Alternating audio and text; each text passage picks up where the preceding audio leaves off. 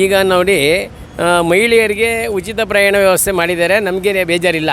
ಸರ್ಕಾರ ಕೊಡ್ತಕ್ಕಂಥ ಯೋಜನೆಗಳ ಬಗ್ಗೆ ನಮ್ಮದೇನು ಅಡ್ಡಿ ಇಲ್ಲ.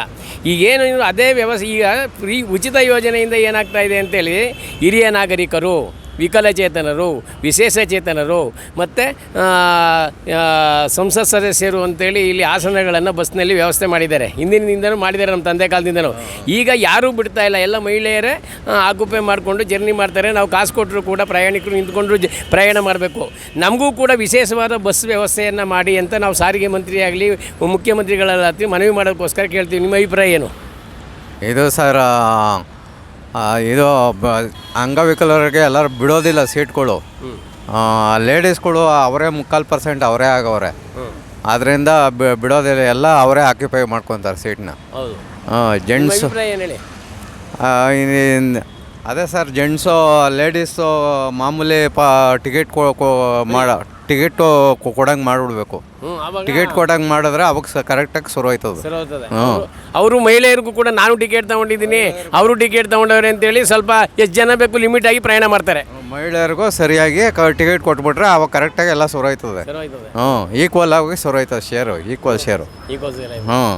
ಕೂಡ ಇಂತಿಷ್ಟು ಸೀಟ್ಗಳು ಅಂತ ಇದೆ. ಪುರುಷರ ಆಸನಗಳಿದೆ, ಮತ್ತು ಹಿರಿಯ ನಾಗರಿಕರ ಆಸನಗಳಿದೆ, ವಿಕಲಚೇತನರಿಗೆ ಆಸನಗಳಿದೆ, ವಿಶೇಷ ಚೇತನರಿಗೂ ಕೂಡ ಆಸನಗಳಿದೆ. ಆಮೇಲೆ ಸಂಸತ್ ಸದಸ್ಯರಿಗಿದೆ, ಸ್ವಾತಂತ್ರ್ಯ ಹೋರಾಟಗಾರರಿಗೆ ಆಸನಗಳು ಅಂತ ಮೀಸಲಿರಿಸಿದ್ದಾರೆ. ಇಲ್ಲಿ ಉಚಿತ ಪ್ರಯಾಣ ವ್ಯವಸ್ಥೆ, ಮಹಿಳೆಯರಿಗೆ ಉಚಿತ ಪ್ರಯಾಣ ವ್ಯವಸ್ಥೆ ಮಾಡಿದ್ರೆ ಎಲ್ಲ ಆಸನಗಳು ಕೂಡ ಮಹಿಳೆಯರೇ ಪ್ರಯಾಣ ಮಾಡ್ತಾರೆ. ಇದರಿಂದ ಸರ್ಕಾರ ಯಾವ ರೀತಿ ಕ್ರಮ ತಗೋಬೇಕು ಅಂತ ಅನಿಸುತ್ತೆ? ನಿಮ್ಮ ಅಭಿಪ್ರಾಯ ಏನು ಹೇಳಿ ಸರ್? ಸರ್ಕಾರನೇ ಕ್ರಮ ತಗೋಬೇಕು. ಅದಕ್ಕೆ ಯಾವ ಥರ? ಅದೇ ಗಂಡಸರಿಗೆಲ್ಲ ಬಿಡಬೇಕು, ವಯಸ್ಸಾದವ್ರಿಗೆ ಬಿಡಬೇಕು. ಅದೇ ಪುರುಷರಿಗೂ ಕೂಡ ಮಹಿಳೆಯರು ಆಸನ ಬಿಡದೇ ಇದ್ದರೆ ಪುರುಷರಿಗೆ ದಂಡ ಆಗ್ತಾಯಿದ್ರು. ಈಗ ಮಹಿಳೆಯರೇ 70-80% ಪ್ರಯಾಣ ಮಾಡೋದ್ರಿಂದ ಇವತ್ತು ಮಹಿಳೆಯರಿಗೆ ದಂಡ ಹಾಕೋ ವ್ಯವಸ್ಥೆಯನ್ನು ಜಾರಿಗೆ ತರಬೇಕು. ಇಲ್ಲಾಂದರೆ ಉಚಿತ ಪ್ರಯಾಣ ವ್ಯವಸ್ಥೆಯನ್ನು ಕ್ಯಾನ್ಸಲ್ ಮಾಡಿ ಸಮಾನ ಪ್ರಯಾಣ ವ್ಯವಸ್ಥೆಯನ್ನು ಮಾಡಿದರೆ ಭಾಳ ಅನುಕೂಲ ಅಂತೀರ? ಮಾಡ್ಕೊಡ್ಬೇಕು ಸ್ವಾಮಿ, ಮಾಡ್ಕೊಡ್ಬೇಕು. ಆ ಥರ ಇಲ್ಲ ದಂಡ ಹಾಕಬೇಕು.